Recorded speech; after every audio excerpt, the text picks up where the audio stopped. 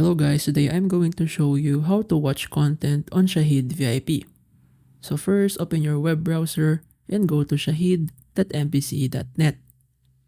Log in using your Shahid VIP account credentials using the top right button named Sign In.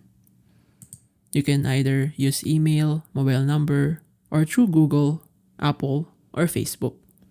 If you don't have an account, sign up using the sign up button here and ensure you are subscribed to Shahid VIP. You can subscribe through the big button on the top right corner of the screen. Once logged in, browse to the categories or use the search bar to find the show, movie, or live channel you want to watch. For live channels, go to the live TV section and choose your channel. So there are a lot of live channels to choose from. Or you can just browse through the homepage for recommended TV shows. Click on one.